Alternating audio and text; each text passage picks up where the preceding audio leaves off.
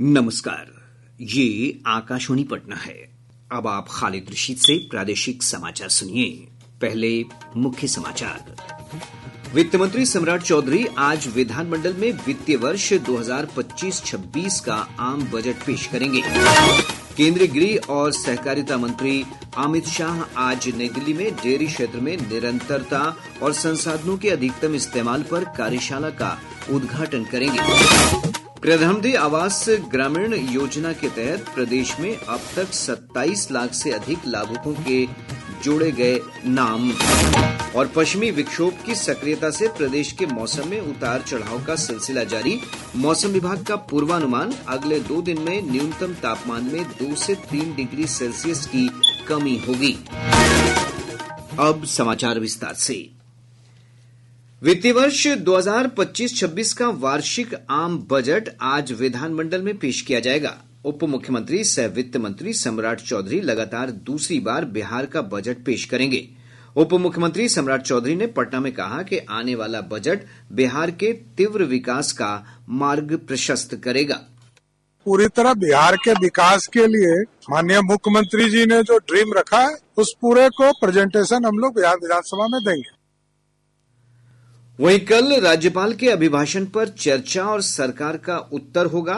5 मार्च को बजट पर सामान्य विमर्श होगा। 6 मार्च को बजट पर सामान्य विमर्श के साथ ही सरकार का उत्तर भी होगा।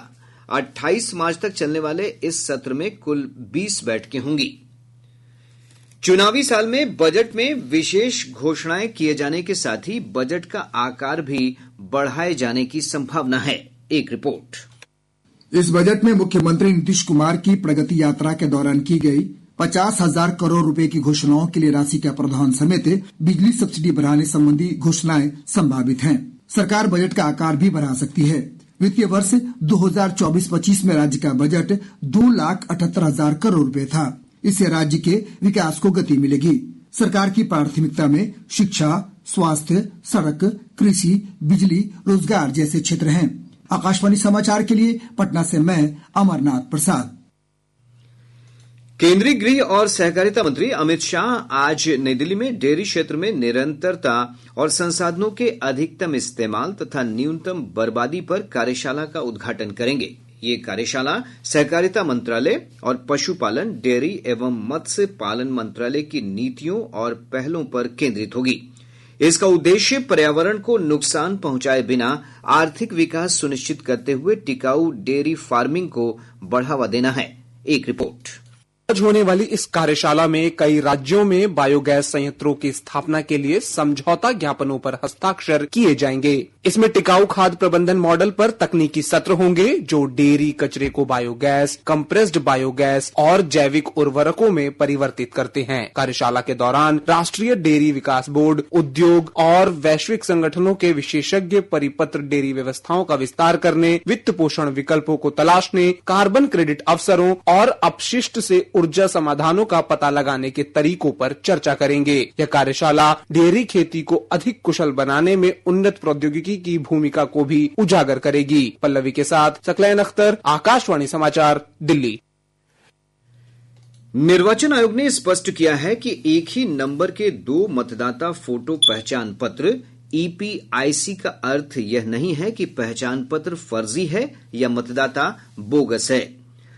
आयोग ने एक बयान में यह बात कही है। इससे पहले मीडिया की खबरों में 2 अलग-अलग राज्यों में मतदाताओं के एक ही नंबर के मतदाता फोटो पहचान पत्र का मुद्दा उठाया गया था। और ब्यौरा हमारी संवाददाता से। आयोग ने स्पष्ट किया है कि कुछ मतदाताओं की EPIC नंबर 1 हो सकते हैं, लेकिन जनसांख्यिकी, विधानसभा निर्वाचन क्षेत्र और मतदान केंद्र जैसा अन्य ब्यौरा अलग होता है। निर्वाचन आयोग ने कहा कि मतदाता जिस राज्य या केंद्र शासित प्रदेश की मतदाता सूची में नामांकित हैं, वहां वे अपने निर्वाचन क्षेत्र में निर्धारित मतदान केंद्र पर ही वोट डाल सकते हैं। इसके अलावा मतदाता कहीं और वोट नहीं डाल सकते। आयोग के अनुसार मतदाता सूची के डेटाबेस को एरोनेट प्लेटफॉर्म पर स्थानांतरित करने से पहले विकेंद्रीकृत और मैनुअल व्यवस्था के कारण अलग अलग राज्यों और केंद्र शासित प्रदेशों में कुछ मतदाताओं को एक ही संख्या वाले मतदाता फोटो पहचान पत्र आवंटित हो गए थे। निर्वाचन आयोग ने ये भी स्पष्ट किया है कि पंजीकृत मतदाताओं को विशिष्ट EPIC नंबर आवंटित करने का निर्णय लिया गया है। सुपर्णा की रिपोर्ट के साथ समाचार कक्ष से आकर्षिता सिंह। लखीसराय जिले के कजरा में देश की सबसे बड़ी बैटरी भंडारण सौर परियोजना की जल्द ही शुरुआत होगी। ऊर्जा मंत्री विजेंद्र प्रसाद यादव ने बताया कि कजरा में 2 परियोजनाओं को मिलाकर 301 मेगावाट सौर ऊर्जा का उत्पादन होगा। उन्होंने बताया कि इससे रात के समय में निर्बाध बिजली आपूर्ति होने के साथ ही ऊर्जा संकट से निजात मिलेगी। गौरतलब है कि इस परियोजना को राज्य मंत्रिमंडल से स्वीकृति मिल चुकी है। वर्ष 2026 तक इसके पूरा होने की संभावना है। ऊर्जा मंत्री ने यह भी कहा है कि अगले महीने से प्रदेश के सभी किसानों को खेती के लिए कृषि फीडर से बिजली उपलब्ध होगी। श्री यादव ने कहा कि राज्य के कृषि फीडर से अब तक 5.5 लाख से अधिक किसानों को कृषि कार्य के लिए बिजली कनेक्शन उपलब्ध करा दिए गए हैं। प्रधानमंत्री आवास योजना ग्रामीण के तहत प्रदेश में अब तक 27 लाख से अधिक लाभुकों के नाम जोड़े गए हैं। इसके लिए प्रदेश के सभी जिलों में सर्वे किया जा रहा है। सर्वे में नवादा, पूर्णिया, समस्तीपुर, सारण, मधुबनी, पूर्वी और पश्चिमी चंपारण जिलों में सबसे अधिक लाभुकों के नाम शामिल किए गए हैं। इधर ग्रामीण विकास विभाग ने इस योजना के लाभुकों से रिश्वत मांगने वालों के खिलाफ अनिवार्य रूप से प्राथमिकी दर्ज करने का आदेश दिया है।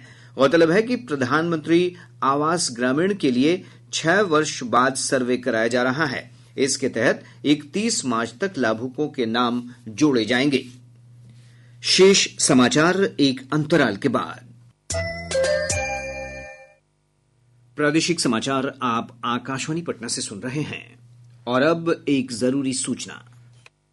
आकाशवाणी का प्रादेशिक समाचार एकांश पटना हिंदी भाषा के लिए आकस्मिक समाचार संपादक और आकस्मिक प्रसारण सहायक का पैनल तैयार करने के लिए योग्य अभ्यर्थियों से आवेदन आमंत्रित कर रहा है। आवेदन की अंतिम तिथि 7 मार्च है। अधिक जानकारी newsonair.gov.in के वैकेंसी सेक्शन या प्रादेशिक समाचार एकांश पटना के एक्स हैंडल @AIRnews_पटना से प्राप्त की जा सकती हैं।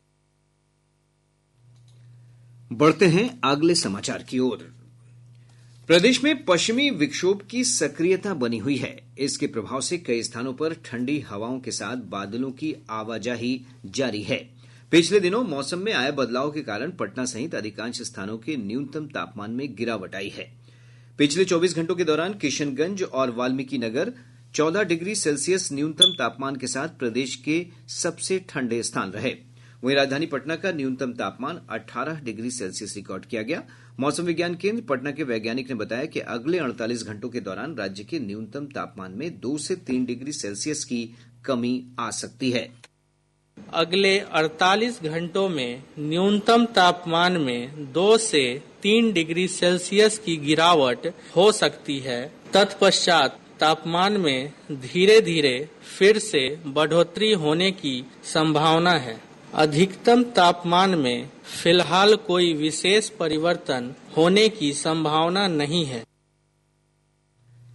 गया के सैन्य ऑफिसर ट्रेनिंग अकादमी में पासिंग आउट परेड शरद सत्र 2024 का पुरस्कार वितरण समारोह आज आयोजित किया जाएगा। इस समारोह में अव्वल दर्जे के कैडेट को सम्मानित किया जाएगा। हमारे संवाददाता ने बताया है कि 7 मार्च से शुरू होने वाली 3 दिवसीय परेड में पहली बार 18 महिला ऑफिसर कैडेट भाग लेंगी। 7 मार्च को मल्टी एक्टिविटी डिस्प्ले का आयोजन किया जाएगा, जिसमें प्रशिक्षण पूरा करने वाले ऑफिसर साहसिक गतिविधियों जैसे घुड़सवारी, हेलीकॉप्टर, बाइक, फायर और अन्य गतिविधियों का साहसिक प्रदर्शन करेंगे। वहीं 8 मार्च को ऑफिसर्स कैडेटों द्वारा पासिंग आउट परेड का भी आयोजन किया जाएगा। ऑफिसर ट्रेनिंग सेंटर गया के इतिहास में पहली बार पासिंग आउट परेड में 18 महिला ऑफिसर्स कैडेट्स भाग लेंगी। वहीं 122 पुरुष ऑफिसर्स कैडेट्स शामिल होंगे। आकाशवाणी समाचार के लिए गया से धर्मवीर भारती। बेगूसराय जिले के मटिहानी थाना परिसर से जीप चोरी के मामले में आरोपी दारोगा सुजीत कुमार और 4 अन्य लोगों को गिरफ्तार कर लिया गया है। उप महानिरीक्षक आशीष भारती ने बताया कि थाना अध्यक्ष समेत अन्य कर्मियों की भूमिका की जांच होगी। कटिहार पुलिस ने मुफस्सिल थाना क्षेत्र के सरवासा गांव के पास से 25,000 के इनामी कुख्यात अपराधी बिजली यादव समेत 2 अपराधियों को गिरफ्तार किया है। गिरफ्तार अपराधियों के पास से एक देसी पिस्तौल और 2 कारतूस बरामद किए गए हैं। अररिया जिले के फारबिसगंज में पिछले दिनों 2 किराना दुकान में हुई लूट की घटना में शामिल 3 अपराधियों को पुलिस ने हथियार के साथ गिरफ्तार कर लिया। अरवल जिले में मुख्य सचिव अमृतलाल मीणा और अनुसूचित जाति जनजाति कल्याण विभाग के सचिव दिवेश सेहरा ने सकरी चौकी और कोनिका महादलित टोला में विभिन्न योजनाओं की समीक्षा की। उन्होंने अधिकारियों को जल्द से जल्द विभिन्न योजनाओं का लाभ वंचित लोगों को देने के निर्देश दिए हैं। मुंगेर जिले के अलग अलग थाना क्षेत्रों में सड़क दुर्घटना में एक व्यक्ति की मौत हो गई, जबकि 4 लोग गंभीर रूप से घायल हो गए। सभी घायलों का इलाज मुंगेर सदर अस्पताल में चल रहा है। मधुबनी जिले के लखनौर थाना क्षेत्र अंतर्गत भेलवा टोल स्थित राधा कृष्ण प्रणामी मंदिर से अज्ञात अपराधियों ने पुजारी को बंधक बनाकर नगद सहित चांदी के 8 मुकुट लूट लिए। अपराधियों ने मंदिर के पास स्थित घर में भी लूटपाट की है। पुलिस अपराधियों की गिरफ्तारी के लिए छापेमारी कर रही है। बेगूसराय में आयोजित हेमन ट्रॉफी क्रिकेट टूर्नामेंट के पहले दिन खेले गए मुकाबले में समस्तीपुर ने सुपौल को 6 विकेट से पराजित कर दिया। पटना में 52वीं गोल्फ ओपन चैंपियनशिप संपन्न हो गई है। बिहार रेजिमेंटल सेंटर दानापुर के कर्नल S.K. ठाकुर ने खिताब पर कब्जा जमाया है। वहीं कैप्टन N.S. मतवाल ने प्रेसिडेंट कप जीता है। इस चैंपियनशिप में देश भर के 149 खिलाड़ियों ने भाग लिया। अब पटना से प्रकाशित प्रमुख समाचार पत्रों की सुर्खियां। आज के सभी समाचार पत्रों ने अलग अलग खबरों को प्रमुखता से प्रकाशित किया है। हिन्दुस्तान की सुर्खी है, ग्रेटर पटना में शामिल होंगे 14 प्रखंड, बीटा बिक्रम से लेकर खुसरूपुर मसौढ़ी तक होगा विस्तार। अखबार लिखता है, शहर के विकास के लिए ग्रेटर पटना प्राधिकरण बनेगा। दैनिक जागरण की विशेष खबर है, दुनिया के 40% छात्रों को अपनी भाषा में नहीं मिल रही शिक्षा, अमेरिका की आधिकारिक भाषा बनी अंग्रेजी। दैनिक भास्कर लिखता है, कॉर्निया ट्रांसप्लांट में बिहार उत्तर पूर्व भारत में अव्वल, अंगदान को राष्ट्रीय स्तर पर स्कूल के पाठ्यक्रम में शामिल करने की तैयारी। आज अखबार का शीर्षक है, नवादा को नीतीश सरकार ने दिया बड़ा तोहफा। प्रभात खबर राष्ट्रीय सहारा ने आईसीसी क्रिकेट ट्रॉफी की खबर को प्रमुखता से प्रकाशित करते हुए लिखा है, न्यूजीलैंड भी नहीं रोक पाया टीम इंडिया का विजयी रथ। और अब अंत में मुख्य समाचार एक बार फिर। वित्त मंत्री सम्राट चौधरी आज विधानमंडल में वित्तीय वर्ष 2025-26 का आम बजट पेश करेंगे। केंद्रीय गृह और सहकारिता मंत्री अमित शाह आज नई दिल्ली में डेयरी क्षेत्र में निरंतरता और संसाधनों के अधिकतम इस्तेमाल पर कार्यशाला का उद्घाटन करेंगे। प्रधानमंत्री आवास ग्रामीण योजना के तहत प्रदेश में अब तक 27 लाख से अधिक लाभुकों के जोड़े गए नाम। और पश्चिमी विक्षोभ की सक्रियता से प्रदेश के मौसम में उतार चढ़ाव का सिलसिला जारी। मौसम विभाग का पूर्वानुमान, अगले 2 दिन में न्यूनतम तापमान में 2 से 3 डिग्री सेल्सियस की कमी होगी। इसके साथ ही आकाशवाणी पटना से प्रसारित प्रादेशिक समाचार का ये अंक समाप्त हुआ। आकाशवाणी पटना से अगला समाचार बुलेटिन दोपहर बाद 3:10 पर प्रसारित किया जाएगा।